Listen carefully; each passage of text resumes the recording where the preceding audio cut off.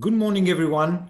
Thank you for being present with us today at the first ORCOM International webinar on China and the impact on the COVID and basically the measure and the opportunity to invest in China in the current weeks or months. I'm delighted to be with you today. My name is Marco D'Amore. I'm based in Shanghai. I am the managing partner of ORCOM in Asia.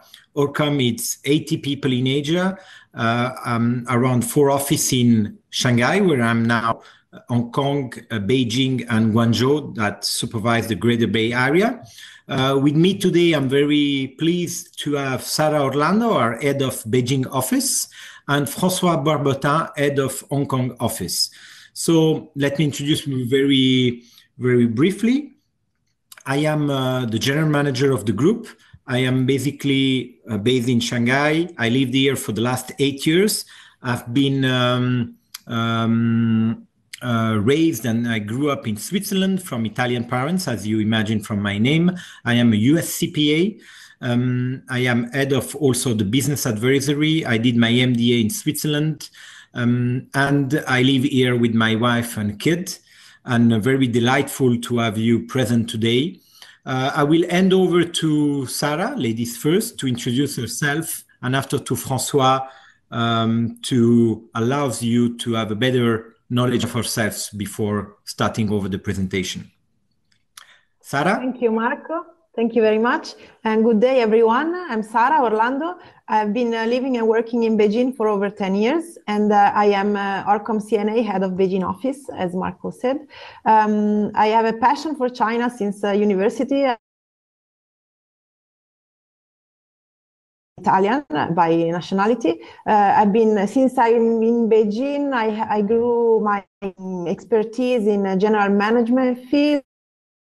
And it's strategic to be heading the Beijing office of ORCOM, where we have very important European clients mostly, with strong ties with government related project. As you know, Beijing is the place in China where you should be if you need to deal with sensitive cases or you want to have a strong connection with the government. I myself was here originally because of my connection with the media and publishing industry, but many sensitive sectors are based in Beijing. So thank you very much, and it's an honor to talk to you today, and I give the word to my colleague François. Thank you very much, Sarah. My name is François Barbotin. As Marco mentioned, I'm the head of ORCOM C&A Hong Kong office, so I'm physically based in Hong Kong. I've been in Asia for now more than 6 years, including 2 years in Phnom Penh, in Cambodia, and 4 years in Hong Kong. I grew up in France. My dad is French and my mom is Chinese, so I can also speak Mandarin. In Hong Kong, I am mainly responsible for all the corporate services and any tax or legal issues that our clients, whether it is businesses or individuals, may have. Thank you very much, François. Thank you for my colleagues to remind me that I don't speak any Chinese, so I feel much better now after their introductions. And I propose to switch to our start of the presentation. So our willingness today is to give you more insight about what's going on in China after the COVID and how we believe it's a great opportunity to invest in this part of the world and for which reason. So we're going to go through a little bit an update on the situation in China and Hong Kong.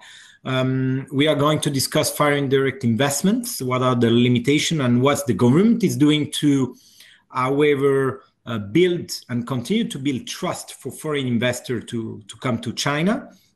We are discussing the different measures that have been implemented by the Chinese government and also by the Hong Kong government.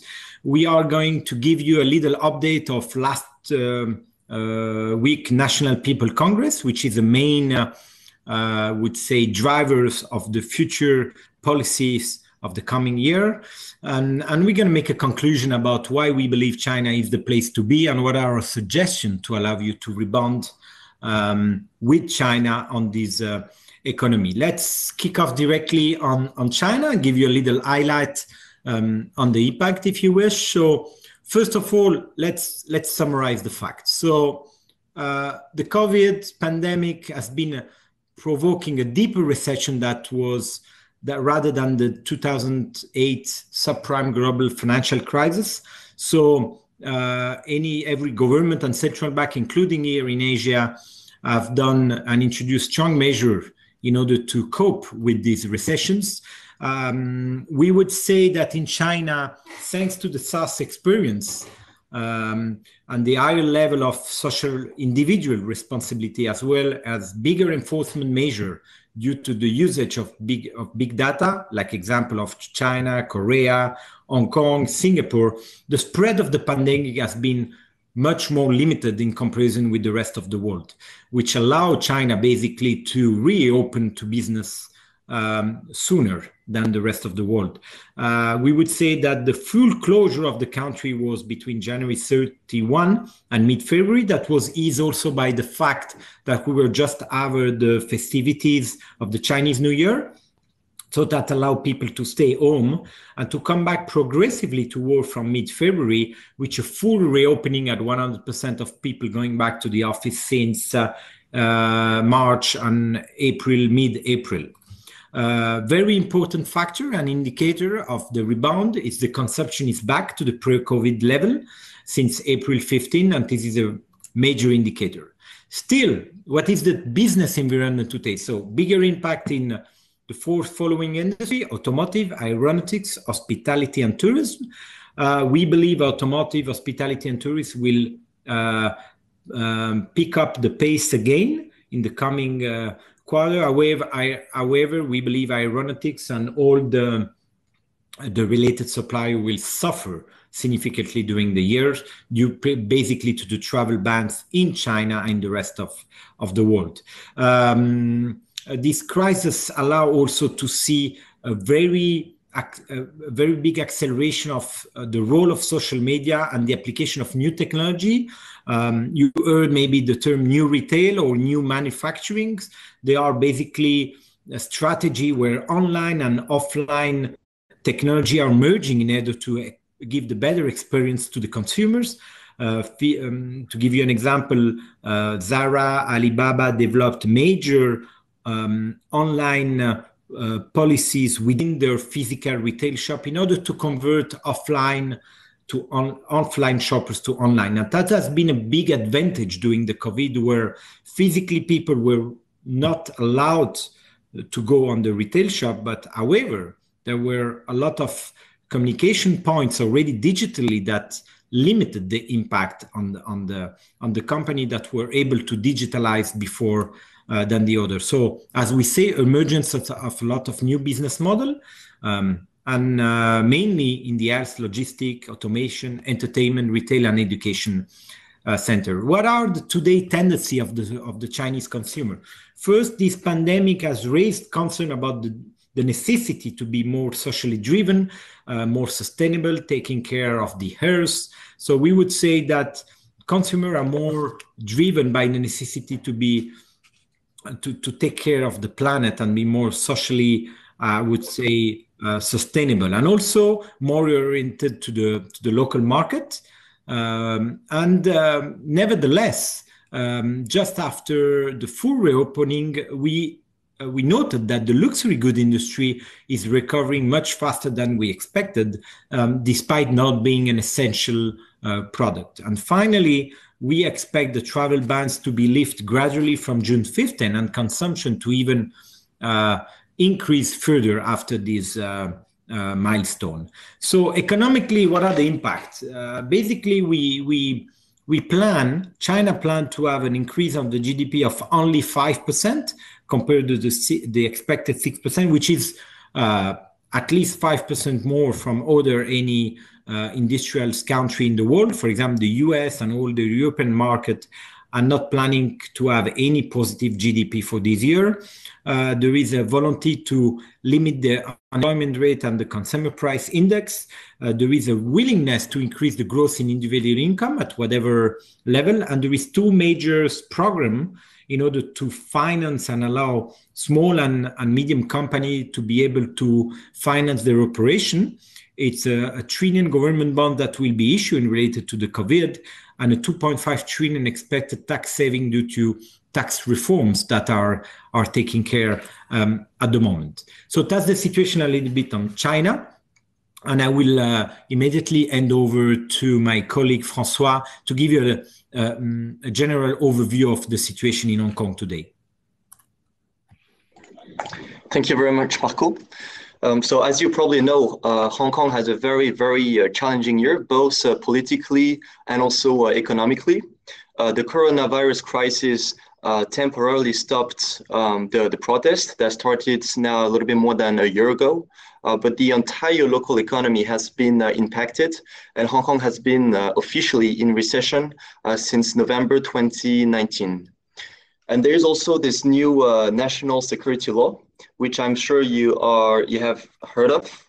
The law should be adopted by the Standing Committee of the National People Congress, and then promulgated by the Hong Kong Chief Executive, Carrie Lam, in order to apply and be enforced in Hong Kong. As for now, it is actually very difficult to predict any consequences, but in any case, it had the effect of reviving all the political debates about the Hong Kong future, and also reviving all the social movements. I will come back to this topic in a little moment. Now, let's look at the economic impact of the protests and the virus on the Hong Kong economy. Hong Kong GDP dropped 9% from last year, and this contraction was even worse than the last financial crisis of 2008, 2009, during which the GDP fell by 8%. The unemployment rate has reached 5%, its highest level in a decade. That, of course, is much lower if you compare it, for example, to France or to Italy. But in Hong Kong, in normal circumstances, we have a near full employment, or at least a very, very low level of unemployment, which is around or below 2%. The hotels were the first industry that has been impacted. There are actually two main reasons for that. First, because of the border restrictions that have been imposed by the Hong Kong government to limit the spread of the virus. And secondly, because of the tense political situation in Hong Kong. And it's very important to remind that actually Hong Kong economy relies on two key sectors. First of all, the finance, of course, but also secondly, the tourism. And since June 2019, we've seen a big drop of arrivals of foreign international tourists, and more particularly of mainland Chinese. And when we look at the vacancy rates of the hotels here, 70% of the rooms are empty. The retail sector was also strongly impacted. We saw a lot of shops, a lot of restaurants and stores that closed down. And it does not only concern small stores, but also large brands. So there may be some positive things that we can highlight. And there has been a slight decrease in rents by around 3 to 4% for office buildings, and up to 10% for residential units. So it might be a good time to negotiate, or at least renegotiate your commercial or residential lease here in Hong Kong. Now, what are the trends that we can observe here? First of all, local consumers are starting to change their consumption practice, and they now focus on essential products and basic necessities. The grocery retailers have seen their demand increase a lot for the past few months. From an immigration perspective, since June 1st, the Hong Kong International Airport gradually resumed transit services for international flights, but this does not include flights from and to mainland China. But we can expect that border restrictions will be lifted very shortly, probably by the end of June. And this obviously would benefit the retail the retail industry, the luxury sector, and also the hotel sector, because these sectors, as I've mentioned earlier, are extremely dependent on tourists, especially Chinese. So that's it for the macro analysis of Hong Kong. I will now let my colleague Sarah to explain the situation of the foreign investments in mainland China. Thank you, François. So first of all, let me assess how foreign direct investments in China are strongly regulated, and this is a known fact. Today, I would first like to look at the main drivers that generally increase confidence for foreign investors and how they are, what's their health status, let's say, in China this year. So first of all, stability. Stability is the key factor that we will see later the National People's Congress focused on in this 2020 year. As François said, there is the national security law for Hong Kong, but also, as we know, stability means for China and mainland China and special administrative regions means social stability, but also market stability. So social in the sense of growth in personal income and living standards, the reducing unemployment, the goal that Marco talked about before, facing poverty alleviation, and market stability. So the government will put a strong effort in ensuring stable consumption and a stable local market demand. Another important factor is another driver is competitiveness. This is another important commitment that the government is making for 2020. First of all, for investing in infrastructure and employment flexibility, for new fiscal deduction in big amounts, and for eased financial access for innovation, ensuring that the manufacturing sector, smart manufacturing, and technological and digital innovation at large will keep growing as they did in the past. Another important driver is the China market, the local market itself. As we said, stability and growth of its market is key. And besides the CPI index, social safety nets should also allow consumers to keep consuming in the local market. Because as of now, we have seen a growth in production and a growth in consumption since mid-April. So I would say that May, June should show us really positive results in this field. The fourth key driver is FDI regulations. It's not less important because, as we know, in China, everything that is regulated needs to be seen from the political eyes of how it is regulated. So foreign direct investments, according to key guidelines, will be ensured equal treatments, or at least we will see a loosening of the negative list for foreign investment. And the Belt and Road Initiative will be still the key policy framework within which investments outside of China will be set. So this is to say these drivers. And let's move forward to the trends, which is very important given this year COVID-19 pandemic. So first of all, I would like to look at the global trends, which are kind of disastrous, and then focus on China and some real figures. In terms of trends, we saw for 2020 that the UN body for dealing with trade, investment, and development issues set a dramatic contraction forecast for 2020 foreign direct investment globally to a contraction of 30 to even 40%. Another important trend is that we will see a stronger protectionism being put in place by many countries. We are seeing a lot of sectors within the European Union that are put under government scrutinies before being able to open to foreign investors. And this was not the case before the COVID-19. So we will see this, I think, a lot in many other countries. And we don't know still what we will bring, but it will be interesting. Another important trend globally is new regionalisms. We are seeing everywhere in the past weeks talks about the supply chain and how it will change in many sectors. And this for sure will have a strong impact on China because of the perception of China's management on COVID and how the healthcare supply chain was impacted worldwide. At the same time, it could also have good news for China in the near future because of its ties to the rest of the Asian regions. But let's see. So going back to China, key numbers that I would like to discuss with you are mainly two. First of all, 2019. So in January, the numbers for 2019 showed how China remained the second largest recipient of FDI globally. And this is to say, with even an increase compared to the previous year of almost 6%.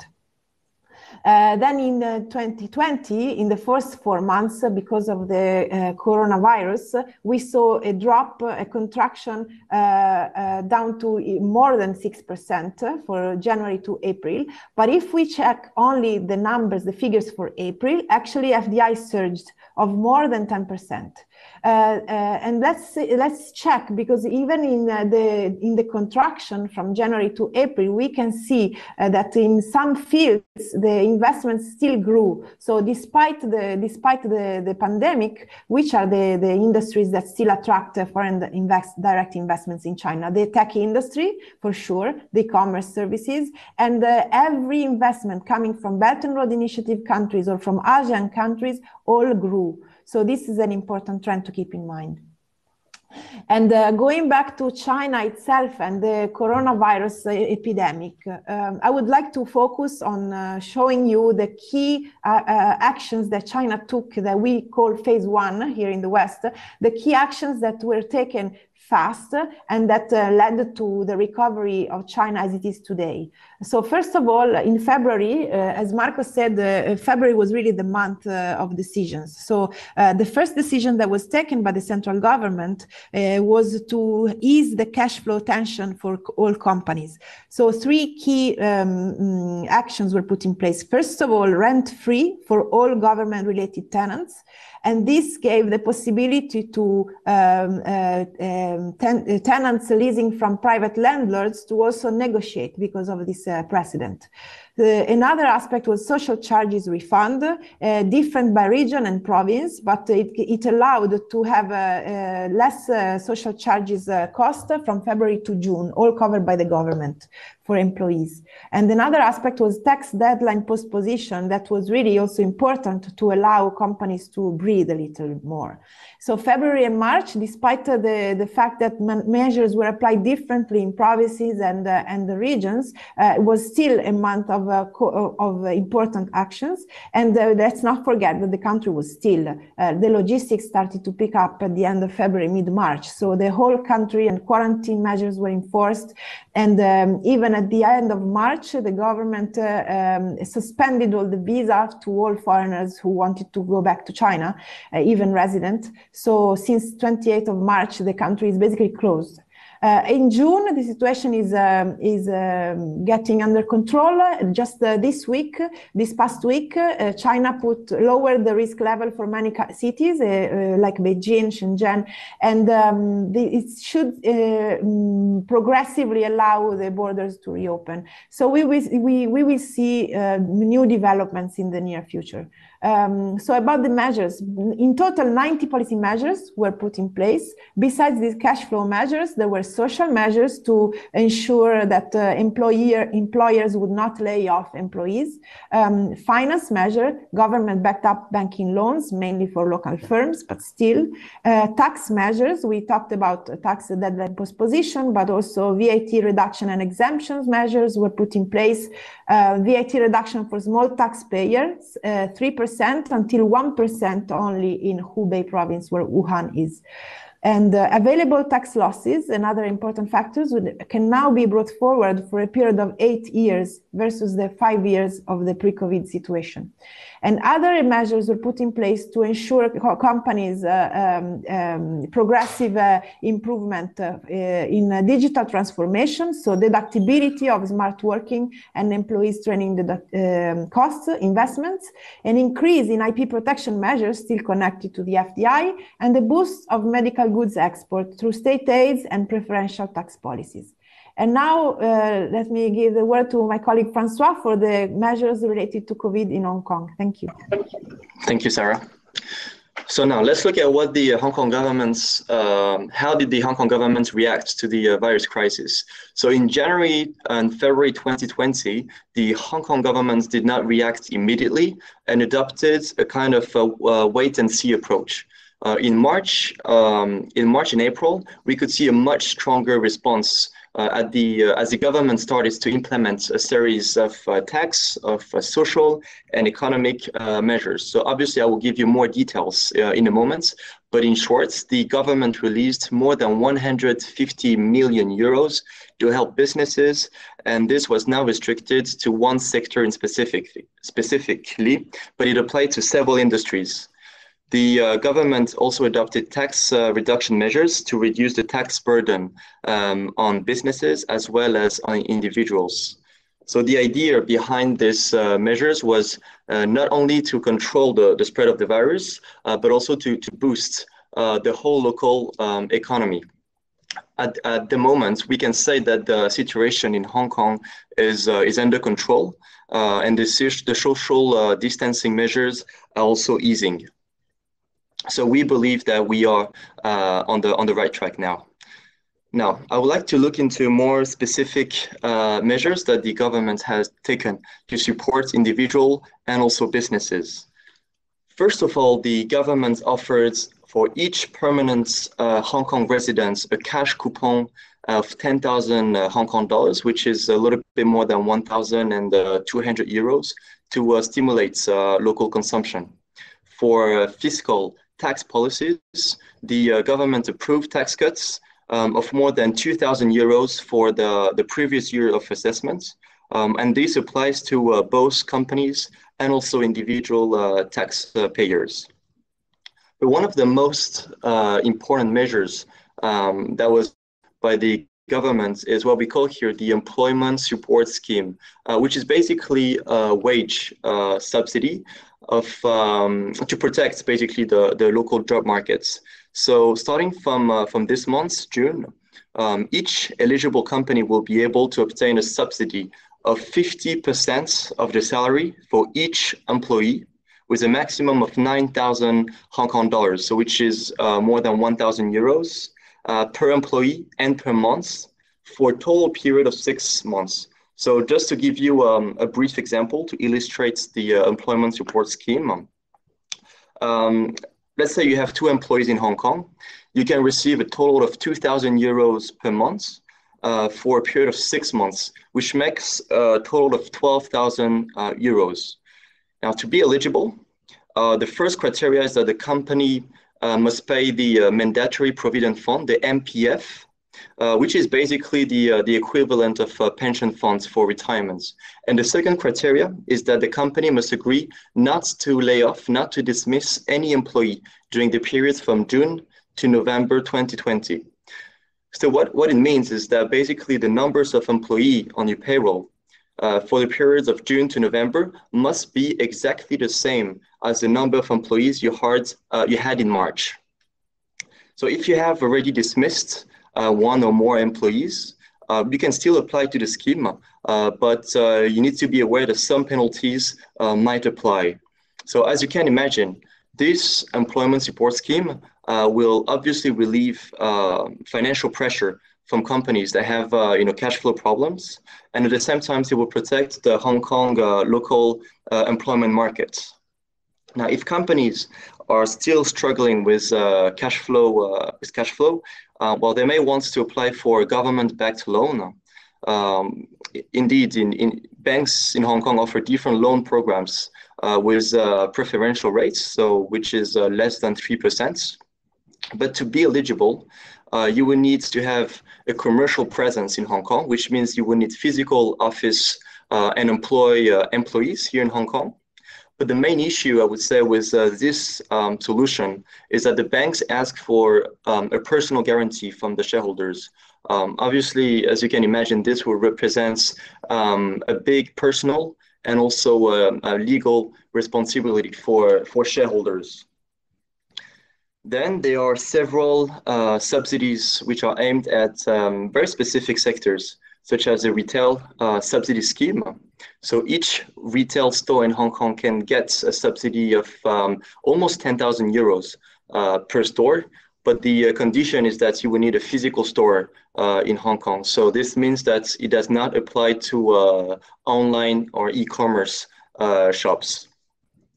For restaurants, it is also possible to have a subsidy of about 24,000 euros per restaurant if you are holding a F&B, a food and beverage license. You will also need to have a physical restaurant in Hong Kong. So that's it for the measures that were adopted by the government. And I will let Sarah present you the key elements that were discussed last month by the NPC in Beijing. Thank you, François. So yes, on the 22nd of May, and it lasted for a week, the National People's Congress, the 13th National People's Congress, met for the third time from its existence and set the tone for the upcoming year, but not only, because knowing China, the guidelines for 2020 actually show an intent of the global role that China will play globally in the post-COVID recovery. So first of all, we know that in 2020, the first quarter, the GDP dropped, and there was almost a 7% contraction in China for the first time after decades.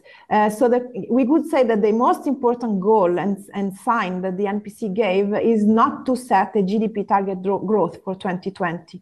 So stability is still the key words. And the most important drivers that were set were connected to urban unemployment, CPI growth, controlling it, promoting internal consumption, and about the FDIs that are strongly considered a catalyst for China's reforms and development.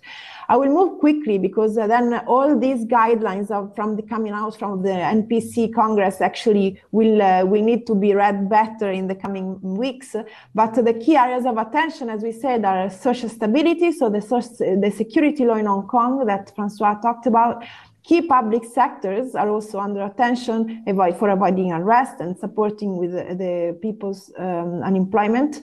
And also, we should not forget all the measures helping companies to face the post-COVID crisis. So access to financial support, decreased taxation, allowing flexible employment connected to the SME reform that already started. And last but not least, the first civil code that was confirmed during the NPC and will become effective from January 2021. And that really gives a sign of the will to move towards the rule of law and give a clear framework for individuals and companies to operate in China.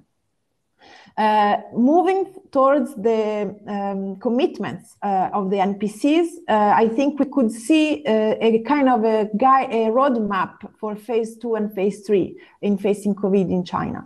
I will go very quickly. We have tried to divide the key goals in sections. So we have tax and finance, FDI, balanced innovation, and society and consumers, people growth. In the tax and finance, for sure, is allowing companies to have better access to loan at a lower cost, and the tax savings for above 2.5 trillion Chinese yuan, which is above 350 billion US dollars, that are expected to happen in the coming months and within 2020. In the FDI balance in innovation, we already talked about many of these aspects. I would just like to focus on two key areas. First of all, the NPC mentioned higher standards, higher quality standards of imports and exports, and this should have an effect on foreign companies. And another important aspect is supporting innovation. So keeping to boost smart manufacturing, creating new strengths for the digital economy and technological innovation that we know was also key in facing the coronavirus. Another, in the area of society and people's growth, I would point out a few elements like the elimination of poverty that also shows a clear intent of helping in poverty alleviation also outside of China and in other developing countries.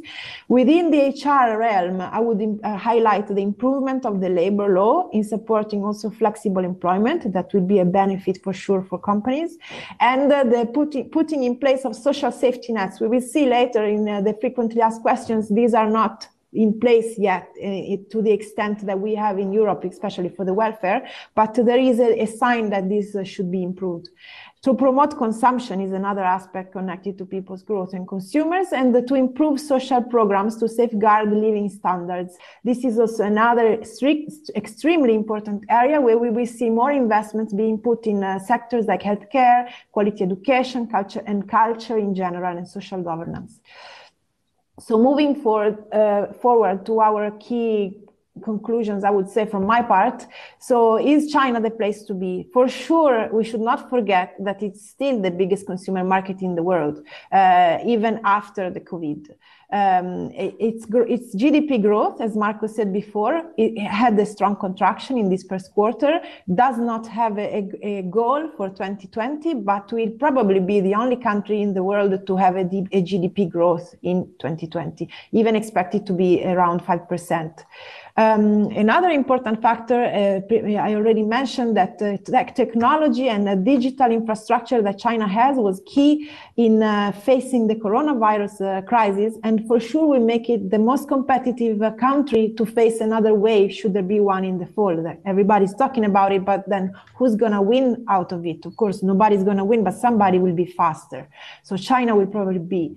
And another important factor is the confidence of the people in China for the rebound. Most of the people, above 50%, believe that the country will be back to normal within 2 months. 2 to 3 months maximum. And we have seen already that total retail sales are back to normal since the end of April, and that tourism even registered a 70% occupancy during the May holidays. So probably the borders are closed, but Chinese still want to travel. So we will see an improvement in the next months. Sustainability measures connected to reduce pollution and the sustainability in general are also showing that China's will to become an attractor for talents, and this should be strictly linked to its will to become to support innovation ecosystems. So we will probably also see a stronger role of China within the rest of Asian countries in this sense. And let's not forget the Belt and Road Initiative, and this shift that we foresee could show how little by little China will be stronger tied to other ASEAN countries and developing countries like Africa, and slowly pivoting out of the US-China relationship. Thank you very much. I give the word to François to discuss a little bit more about Hong Kong. Thank you very much, Sarah. So Hong Kong, although Hong Kong has been facing many challenges since last year, we believe that Hong Kong remains we believe that Hong Kong still remains a strategic place and has a strategic role to play because of its status as an international financial and commercial hub, and because, of course, of its geographic proximity with mainland China. So just to give you an idea, we are about 15 minutes by train from Shenzhen, which is the high-tech of South China, and we are about less than 3 hours by plane from Shanghai. Hong Kong enjoys free capital flows, and there's no foreign exchange restriction. There's also the freedom of movement of goods. There's no imports or exports tariffs for most of the goods. And there's also the freedom of movement of the people. For example, French and Italian nationals can have a 3-month tourist visa on arrival directly at the airports. And it is quite easy to obtain a working visa, which takes about 6 to 8 weeks to have. Hong Kong also has a very attractive tax regime. For corporate tax, there is a reduced tax rate of 8.25% for the first 2 million Hong Kong dollars profits, which is about 23,000 euros of turnover. The remaining, so the profits above 2 million HKD, is taxable at a standard rate of 16.5%. Dividends are not taxed. There's no withholding tax on dividends, no withholding tax on interest, and there's no capital gains tax. Another advantage of Hong Kong tax system is that offshore profits are exempted from Hong Kong profit tax. So there is a profit tax exemption on profits made overseas that is outside of Hong Kong. And this is called the offshore status. Under this special tax status, offshore companies enjoy a 0% tax rate for foreign sourced income. In other words, only the profits made in Hong Kong are taxable in Hong Kong. So as you can see, Hong Kong has a very attractive tax system, but Hong Kong is not considered by the OECD as a tax haven. As of today, Hong Kong has signed 44 double tax treaties, including with France and Italy, to reduce or at least avoid some double taxation issues between these jurisdictions. Now, if your company is active and is trading in Hong Kong, you will be required to prepare management accounts every year under the international reporting standards. Your accounts will then need to be audited by an auditor. But the biggest advantage of Hong Kong, I would say, is that actually it's quite easy to set up your company and also to manage your company. There's no minimum capital requirements. That means you can set up a company with only one Hong Kong dollar. The incorporation can be done very fast in 4 working days. And it's also very easy to make different changes of shareholders or at the board level. Hong Kong obviously has many other advantages, such as a high quality infrastructure, which can make your business operations much easier here in Hong Kong. Hong Kong has a pool of talents. There are a lot of highly qualified professionals that can speak fluent English, Mandarin, Cantonese, and other languages such as French, Italian. What we also see is that Hong Kong tends to be more and more integrated in the what we call the Greater Bay Area, which includes cities like Shenzhen or Guangzhou, which are very dynamic and very modern. And in fact, this region is often compared to the new Silicon Valley of China. And Shenzhen, for example, hosts the headquarters of major international tech companies such as Huawei, Tencent, or DJI. So for all of these reasons, we believe in ORCOM C&A that Hong Kong will still play a strategic role in Asia and for China. Of course, we will have to look carefully at the political situation in Hong Kong and what could be the impact, the economic and political impact of the new national security law. As I said earlier, it is very difficult to predict today the political, the legal, or even the economic impact that this law may have on Hong Kong. There are obviously different opinions on this. Probably in the short term, we can expect to see some anti-government protests, but in the long run, the impact may remain limited. And some lawyers and scholars are the view that it could actually increase the stability, the political and economic stability of Hong Kong. So that's it for Hong Kong. I will now let Marco conclude on why it is a good time to invest in China. Thank you very much, François. Thank you, Sarah and François, for this, I would say, concise and comprehensive overview of the situation today after the COVID in Hong Kong and in China. As you heard, there is a lot of measures. There have been a very organized and structured response from both governments, which basically results in a rebound in the economy and a recovery much more faster than the rest of the world. This is one of the key reasons we believe this is the right moment to invest in China. So when we come to the question, is it the right time? Yes, definitely it is, for several reasons. First, China is strengthening its position as a global leader.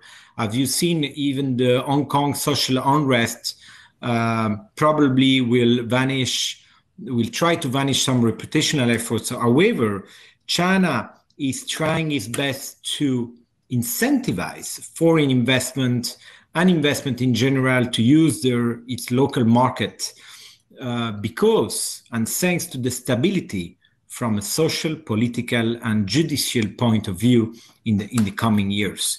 It has been, as I said, the first come-out economic crisis.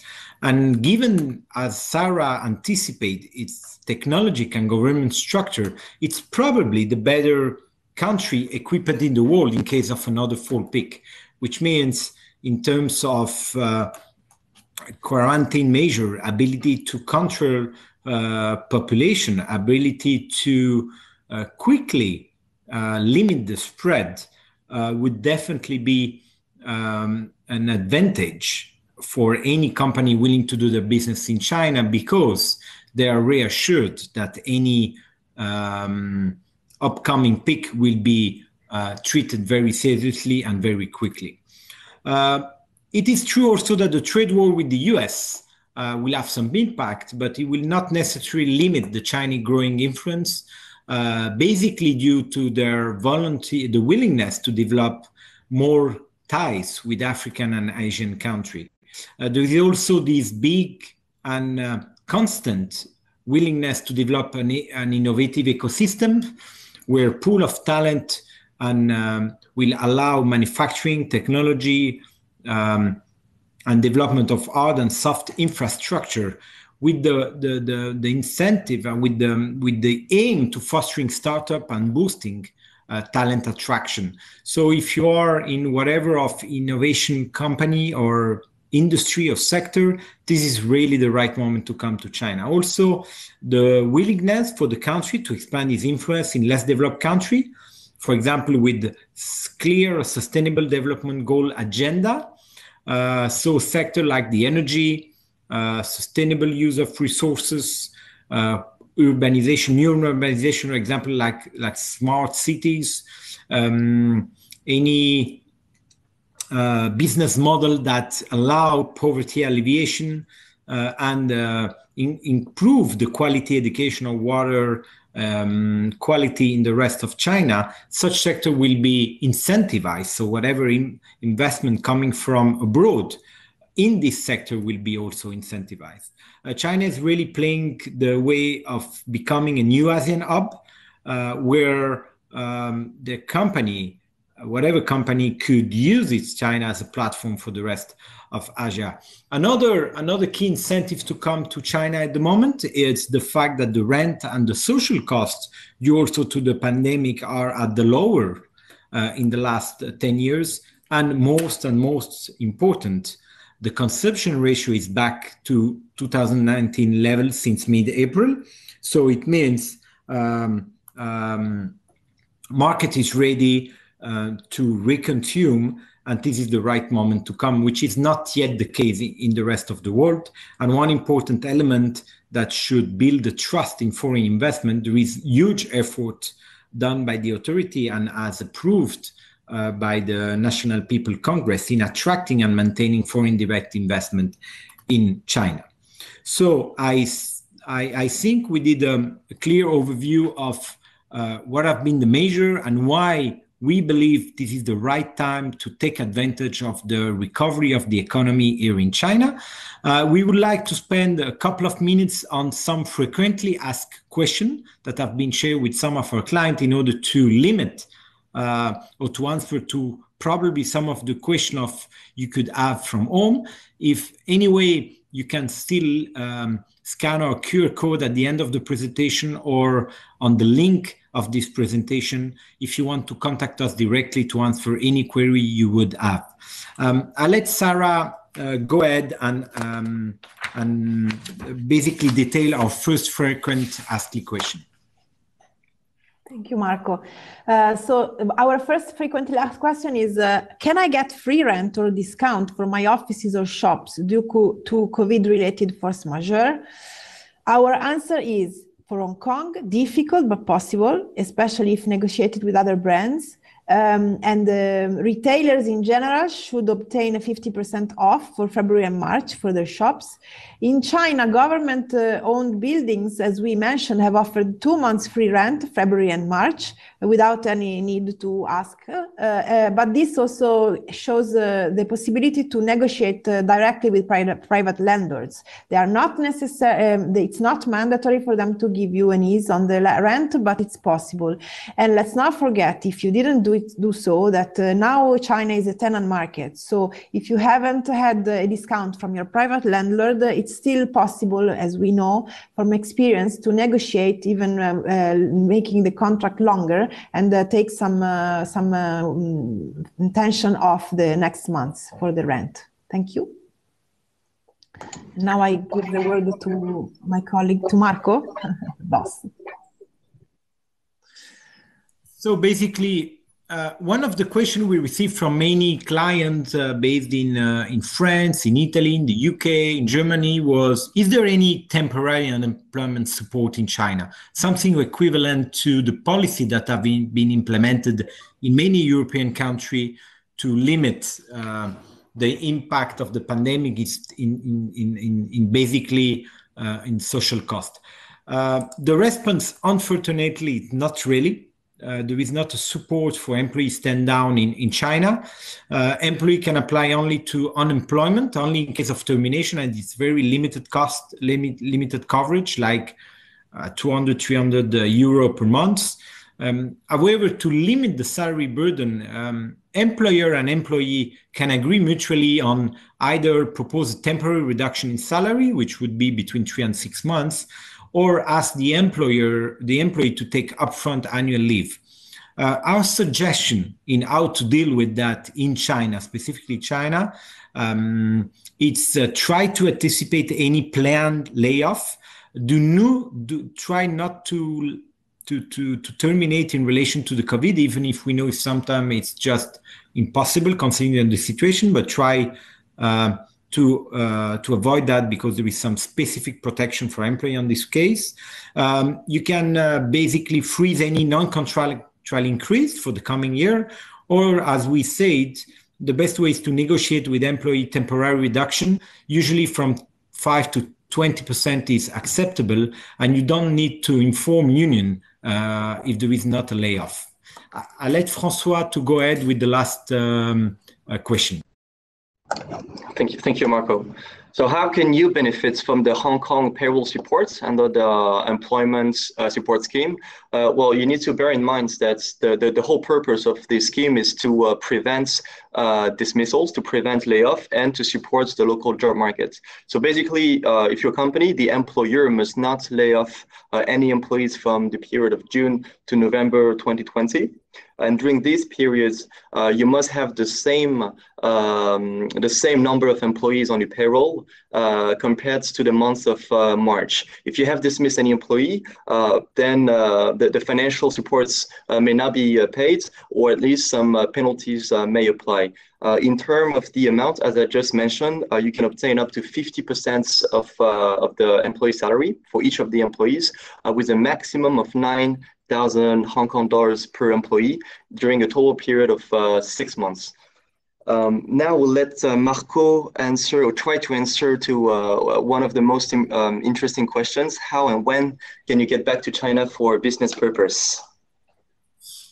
So, thank you very much, François. That's a very good question that we receive from many clients. Unfortunately, it's very difficult to respond on this one, but what we can say, it's definitely the relationship, the tense relationship with the US will probably limit the operation with the US. There won't be any flight schedules for the next weeks at least. For Europe, it's a little bit different. We know that there has been a fast-track regime signed with some country. We know by sure UK, France, Italy, Switzerland, and also Germany that we forgot here, and that basically from June 15 can have their essential workings coming back to China through a specific visa process. However, that's going to be only for business and not for family-related or leisure. Under this fast-track regime, we expect quarantines will still be requested, but will probably be shortened to a couple of days. My suggestion, our suggestion at ORCOM, if you have any leisure or business trip, we definitely recommend that to plan before the end of the year. We do not foresee border to open freely, probably before the end of this year.